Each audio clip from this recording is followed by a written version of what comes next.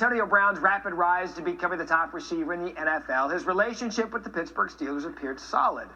That appearance changed recently with Brown's season ending as a healthy inactive before demanding a trade in a season the Steelers missed the playoffs. However, playing devil's advocate, sometimes to understand where a person is at, you have to understand where they have been. So that is exactly what NFL reporter Jeff Darlington did, following AB back to where it all started in this week's SportsCenter Featured. This is Essie Featured. This is the power of sports.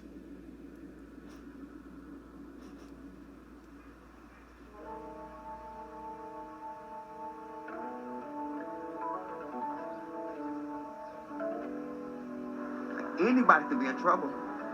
All it takes is a wrong step in the wrong direction.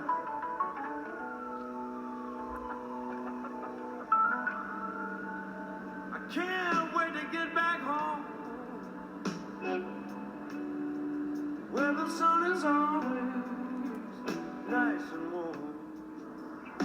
Born and raised, he threw his first football right there. He ain't no pussy though.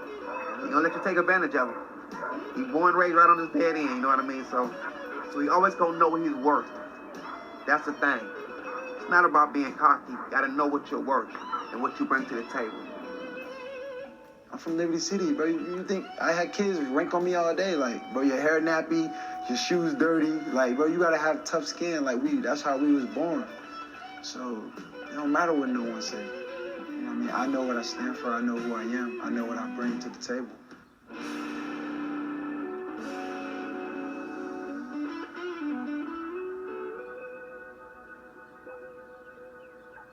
For 8 years, it seemed like everything was smooth and perfect. Yeah. The 9th year, like, what happened? You know, sometimes things are bigger than just my issues, you know? The big grand scheme of things for us to win. You know, the integrity of things could kind of go out the window when the ultimate thing is for us to win.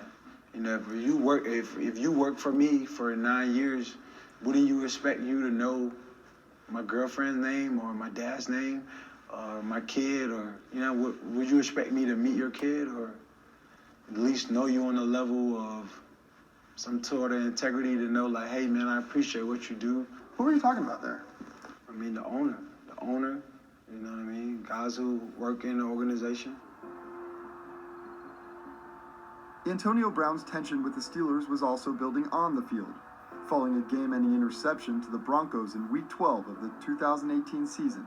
Quarterback Ben Roethlisberger publicly questioned Brown's route running.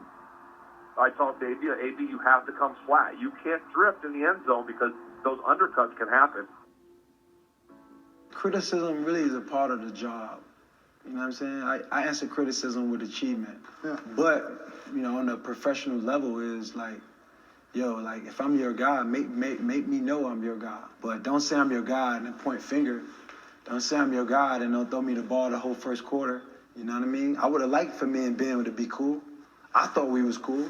But when I've been in his house one time, he been in my house one time. You know what I mean? We don't work out in the off season. It's like, yo, if we really want to win, you think that's winning? That's not winning. And I don't got to put my faith in no one because, you know, I would trust in God and myself. Since day one, bro. I'm from Liberty City. I've been betting on myself. Brown is proud of the 18,000 square foot mansion where he resides, not merely because of its decadence, but because of the climb that it represents. It is a climb that began just 25 miles south, in the streets of Liberty City, considered one of the most dangerous parts of Miami. This block, this street, these people, what made me who I am today. Antonio Brown, come back home. Yeah. What do you remember about it?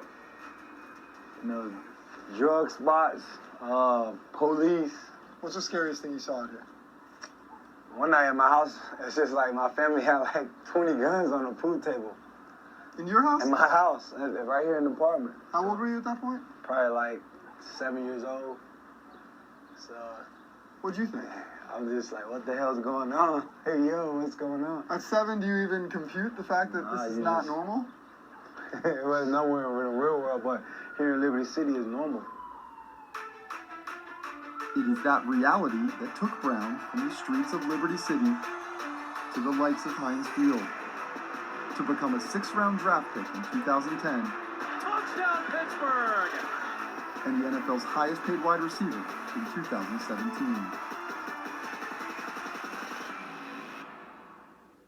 But in recent years, the tensions would escalate. In the public, Brown's sideline frustrations fueled outside criticisms, which in turn fueled responses from Brown. I'm fully here. I go to work every day. I'm about my business, and I don't take it for granted. You know, my business is winning here. I come here to win.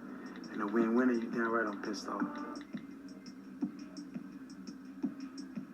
The friction between Brown and the Steelers culminated in the final game of the season. Brown, for much of the week, was a no-show at practice. Week 17. Yeah. What happened? Week 17, we coming off of big losses against the Saints. Yo, I'm sore. We just been on the turf. I come see the coach. I say, Coach, like, yo, I'm sore, man. Like, what are you thinking? Like, you know, I may need a couple of days to get right. Coach, like, man, you sore? Just go home if you sore. Go home. You want me to go home? All right, go home. It's the last game of the year. I went home. Coach Mike Tomlin said he attempted without success to communicate with Brown leading up to game day. Tomlin told reporters not until Sunday morning did Brown's agent call to say the receiver could play. Tomlin said it was too late. So now everyone want to have a meeting. They want to talk. He want to invite me over to his house. But it's like, bro, in the biggest game of the season, you saying go home because I'm sore? You know what I mean? If I'm going to do something within the team, we got to be on the same page. We got to, you know what I'm saying? We got to understand each other. We got to know what we set out to do. Was it just too late at that point? Yeah, it's too late. It's super too late. Like, of course. I'm going to go to a new team probably in March. Probably get a new contract somewhere. I love the Steelers, but you know how they do, man. You get to the back end, they go to playing these games like I ain't who I am. Like, bro, we work hard for this. Yeah, you got to be smart. Because if you don't, they'll show you, like, yeah, jerk you. Even after the dramatics and discontent led Brown to demand a trade, General Manager Kevin Colbert made a comment that to some seemingly validated a portion of Brown's concerns. On February 20th, Colbert was asked about Roethlisberger's criticism of teammates, to which the GM pointed to Big Ben's Super Bowl resume and experience and added, he has 52 kids under him. What did you think of Kevin Colbert's comments? 52 kids under him. He pretty much just explained what I already had told everyone. He just confirmed it. He tried to clarify. Of course he tried to clarify because he know he stated the truth and he gonna backpedal on his words. But what ideally grown man's call another grown man a kid? 52 kids, like you don't have no respect for these guys. Like these the guys that go to work for you. And that's what I'm telling you guys that's my issue. You know what I'm saying? It's all about respect. And it ain't even, it's just a principle. That's like if I call you a kid, like, bro, out of respect, how would you feel? You a professional, how would you feel? What blame, if any, do you take? Blame that I take? For the breakdown in the relationship. I don't take any blame. I just think I took responsibility for my situation.